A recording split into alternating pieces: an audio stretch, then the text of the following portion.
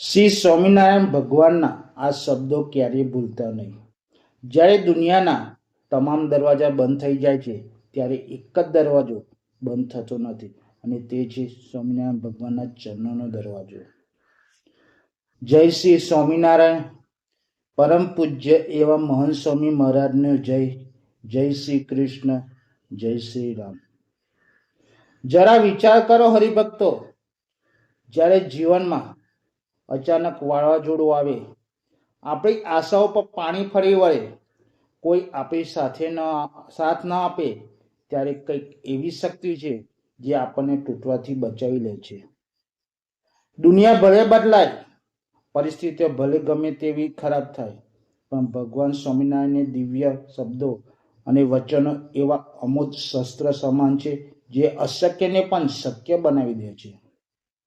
તો આજે આપણે આ દિવ્ય પ્રવચનમાં ચિંતન કરવાનું છે શ્રી સ્વામિનારાયણ ભગવાનના શબ્દો ક્યારેય ભૂલતા નહીં. આ માર્મિક વિષયને આપણે શાસ્ત્રોક્ત આધ્યાત્મિક પ્રસંગો, વર્તમાન 2026ના પડકારો અને આપણા આદર્શ પ્રત્યક્ષ પરમ પૂજ્ય મહંત સ્વામી મહારાજના સ્મરણોના માધ્યમથી સમજીશું. હરિભક્તો, જેનું ઘર સ્વામિનારાયણ વચનોથી ચાલે છે તેના ઘરમાં લક્ષ્મીજીની સાથે સાથે અખંડ શાંતિ અને સંસ્કારોનો વાસ કાયમ રહે છે. આપણે સૌ એવા ધન્ય દેશના અને ખાસ કરીને એવી જીવિત ગુજરાતી સંસ્કૃતિના વારસદાર છીએ, જ્યાં પેઢી દર પેઢી સંસ્કારોનું સિંચન વચનામૃત અને સત્સંગ દ્વારા થતું આવ્યું છે. આપણો ગુજરાતી સમાજ એવો છે જે વેપાર, પુરુષાર્થમાં ને પરિવાર સાચવવામાં મોખરે છે. સવારે ઉઠવાથી લઈને રાતે સુવા સુધી આપણી નસોમાં પુરુષાર્થ વહે છે. પરંતુ જરા વિચારો હરિભક્તો, આખો દિવસ ધંધો રોજગારની ભાગદોડમાં, કમાણીની ચિંતામાં ને પરિવારને ઉસ્તક માટે દોડતા દોડતા ક્યારે આપણું મન થાકી જાય છે, ત્યારે આપણને ટાળક કોણ આપે છે? આપણા ગુજરાતીઓની શરૂઆત જય સ્વામિનારાયણના નામથી, નારાથી થાય છે. પૂજા પાઠથી અને ઘરના વડીલોના આશીર્વાદથી થાય છે. અને એટલે જ જ્યારે જીવનની કોઈ રસાકસીમાં કે કસોટીમાં આપણા હાથમાંથી વેપાર કે પરિવારની લગામ છૂટતી લાગે, ત્યારે ભગવાન સ્વામિનારાયણ દિવ્ય શબ્દો આપણને પડતીમાંથી ઊભા કરે છે. ભગવાન સ્વામિનારાયણને આપણને ગુજરાતી ભાષામાં સરળ શબ્દોમાં એવું અલોક જીવન દર્શન આપ્યું છે જે આપણા રોજિંદા વ્યવહાર આધ્યાત્મિક રંગે રંગી દે છે. તેઓએ શીખ્યું છે માણસે પ્રમાણિકતાથી ધર્મ પાળીને જીવવું અને ભગવાનને ક્યારેય ભૂલવા નહીં. વચનામૃત ઘડપના પ્રથમ 30માં આપણે ખૂબ જ ઊંડી વાત શીખવે છે. જીવનમાં ભગવાન અને સત્ય પુરુષનો રાજીપો મેળવવો એ જ સાચી સફળતા છે. માણસ દુનિયામાં સુખી થવા માટે ઘણું બધું કરે છે. પૈસા, પ્રતિષ્ઠા, સંબંધોની સુવિધા પાછળ દોડે છે. પરંતુ આ બધું મળ્યા પછી પણ જો મનમાં શાંતિ ન હોય તો જીવન અધૂરું જ રહે છે. સાચો હરિભક્ત એ છે જે પોતાના મનને પૂછે છે, હું જે કરું છું તેનાથી ભગવાન રાજી થશે કે નહીં? આ એક પ્રશ્ન જો જીવનમાં આવી જાય તો આપણા ઘણા નિર્ણયો આપોઆપ સાચા થવા લાગે. ક્યારે ભગવાનની આજ્ઞા આપણને મુશ્કેલ લાગે, ક્યારે સત્સંગના નિયમ પાળવો અઘરો લાગે, ક્યારે મન પોતાની ઈચ્છા પ્રમાણે ચાલવાનું કહે, પરંતુ એ સમય આપણી ભક્તિ સાચી કસોટી થાય છે. મન કહે એ કરવું સહેલું છે, પણ ભગવાન કહે એ કરવું એ ભક્તિ છે. જીવનમાં મુશ્કેલી આવે ત્યારે ભગવાનથી દૂર ન થવું, કારણ કે મુશ્કેલી ભગવાનની ગેરહાજરીનું નિશાન નથી. ઘણી વખત એ તો આપણી શ્રદ્ધા મજબૂત બનાવવાની તક હોય છે.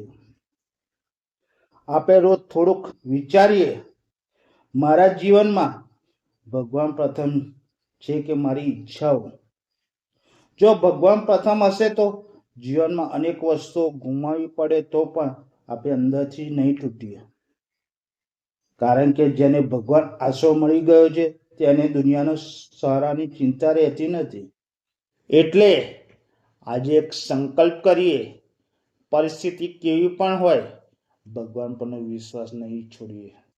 મન ગમે કે ન ગમે ભગવાનની આજ્ઞાને પ્રાથમિકતા આપીશું અને જીવનનો સૌથી મોટો ધૈર્ય રાખીશું. મારા સ્વામી મહારાજ ને સત્ય પુરુષ રાજી થાય એવું જીવન જીવીશું. વર્ષ 2026નો આ આધુનિક યુગ છે. વિજ્ઞાન આગળ વધી રહ્યું છે, ટેકનોલોજી આપણા હાથમાં આવી ગઈ છે, દુનિયા પહેલા કરતાં વધુ નજીક આવી ગઈ છે. પરંતુ એક પ્રશ્ન આજે પણ એટલો જ મોટો છે, શું માણસનું મન શાંત થયું? આપણી પાસે સ્માર્ટફોન છે, પરંતુ મનમાં શાંતિ નથી. સોશિયલ મીડિયા પર હજારો મિત્રો છે, પરંતુ હૃદયમાં એકલતા છે. સગવડો વધી છે, પરંતુ સંતોષ ઓછો થયો છે. માહિતી ઘણી છે, પરંતુ સાચી દિશા શોધવી મુશ્કેલ બની ગઈ છે. આ જ છે આજના યુગના તોફાનો. ક્યારે તોફાનો બહાર નથી હોતા, તોફાનો આપણા વિચારોમાં હોય છે. ચિંતા, ભવિષ્યનો ડર, નિષ્ફળતાનો ભય, બીજાની સાથેની સરખામણી, લોકો શું કહેશે તેની ચિંતા અને જીવનમાં અચાનક આવતી મુશ્કેલીઓ, આ બધું મનને અંદરથી હચમચાવી નાખે છે. પરંતુ એવા સમયે એક વસ્તુ આપણને અડગ રાખી શકે છે, પ્રભુના શબ્દો. પ્રભુના શબ્દો માત્ર સાંભળવા માટે નથી, એ જીવનના તોફાનોને પકડી રાખવા માટેનું આધ્યાત્મિક નાવડું છે. જ્યારે દુનિયા કહે હવે તારી પાસે કોઈ રસ્તો નથી, ત્યારે પ્રભુના શબ્દો કહે છે, હિંમત રાખ, હું તારી સાથે છું. જ્યારે પરિસ્થિતિ કહે તું હારી ગયો, ત્યારે ભગવાન આશ્ચર્ય કહે છે, આ અંત નથી, આ તારી કસોટી છે. અને જ્યારે મન કહે મારાથી હવે નહીં થાય, ત્યારે શ્રદ્ધા ધીમેથી કહે, એક પગલું તું તો ભર, બાકી માર્ગ પ્રભુ સંભાળી લેશે. ભક્તના જીવનમાં મુશ્કેલીઓ તો આવતી નથી એવું નથી, પરંતુ ભગવાનના સાચો આશ્રય હોય ત્યારે મુશ્કેલી આપણને તોડી શકતી નથી, મજબૂત બનાવી શકે છે. આપણે યાદ રાખવું જોઈએ, તોફાન આવે ત્યારે વૃક્ષની સાચી તાકાત તેની ડાળીઓમાં નહીં, પરંતુ તેના મૂળમાં દેખાય છે, તેના મૂળિયામાં દેખાય છે.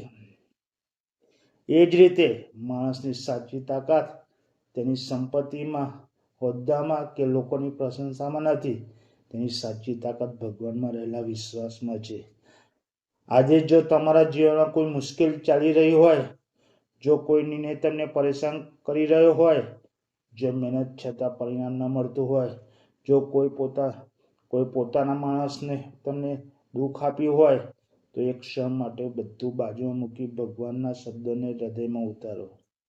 પોતાને કહો, પરિસ્થિતિ મારી સામે હોઈ શકે, પરંતુ પ્રભુ મારી સાથે છે. આ એક વિચાર માણસને અંદરથી બદલી શકે છે. આધુનિક યુગ આપણને દરરોજ નવી દિશામાં ખેંચે છે, ક્યારે પૈસા તરફ, ક્યારે પ્રસિદ્ધિ તરફ, તો ક્યારેક સરખાની તરફ, તો ક્યારેક એવી ઈચ્છાઓ તરફ જેનો કોઈ અંત નથી. એટલે રોજ થોડો સમય ભગવાન માટે રાખો, માત્ર ભગવાન પાસે માગવા માટે નહીં, ભગવાનને સાંભળવા માટે. વચનામૃતના શબ્દો વાંચો, સંતોના આશીર્વાદ સાંભળો, મહાન સંતોના જીવનની શીખો, અને સૌથી અગત્યનું, ભગવાનના આશ્રયના જીવન ઉતારો. કારણ કે મોબાઈલની બેટરી ખતમ થાય ત્યારે ચાર્જર જોઈએ છે, અને જો મનની શક્તિ ખતમ થાય ત્યારે પ્રભુનો આશ્રય જોઈએ છે. આથી આજે એક સંકલ્પ કરીએ, પરિસ્થિતિ ગમે તેવી હોય, લોકો ગમે તે કહે, સમય ગમે તેટલો મુશ્કેલ બને, પણ ભગવાન પરનો વિશ્વાસ ક્યારે ઓછો નહીં કરીએ. કારણ કે તોફાન કેટલું મોટું છે એ મહત્વનું નથી, મહત્વનું એ છે કે આપણી નાવ કોના હાથમાં છે. જો નાવ પ્રભુના હાથમાં છે, તો તોફાન આપણને ડરાવી શકે નહીં, એ આપણને ડૂબાડી નહીં શકે. તો ચાલો આજે આપણે સૌ સાથે મળીને અંતરમાં એક વચન લઈએ, ભગવાન મારા જીવનનો આધાર છે, ગુરુ મારા જીવનના માર્ગદર્શક છે, ને ભક્તિ મારા જીવનનો શ્વાસ છે. તો ચાલો અંતમાં પ્રાર્થના કરીએ. હે પરમ કૃપાળુ ભગવાન સ્વામિનારાયણ, હે ગુરુ હરિ પરમ પૂજ્ય મહંત સ્વામી મહારાજ, આપના ચરણોમાં નમન કરીને પ્રાર્થના કરીએ છીએ કે અમારા જીવનમાંથી અજ્ઞાન અને અંધકાર દૂર કરો. અમારા અંતરમાં અડગ શ્રદ્ધા, નિર્મળ ભક્તિ અને સદાય સત્સંગમાં રહેવાનો ભાવ પ્રગટાવો. અમને એવી શક્તિ આપો કે જીવનમાં ગમે તેવી પરિસ્થિતિ આવે પરંતુ આપના ચરણોમાં અમારું મન ક્યારેય દૂર ન થાય. અખંડ પ્રભુ ભક્તિ, ગુરુ પ્રેમ અને સત્સંગની દ્રઢતા પ્રાપ્ત થાય. આપના ચરણોમાં અમારો એક જ સંકલ્પ છે, અમારા પરિવારને સુખ શાંતિ આપો. સૌના જીવનમાં આધ્યાત્મિક ઉન્નતિ થાય અને દરેક હરિભક્તને જન્મોજન્મ ભગવાનના ચરણોમાં શ્રદ્ધા રહે, ગુરુનો રાજીપો મળે અને ભક્તિ ક્યારે ન છૂટે. જય શ્રી સ્વામિનારાયણ. જય શ્રી કૃષ્ણ.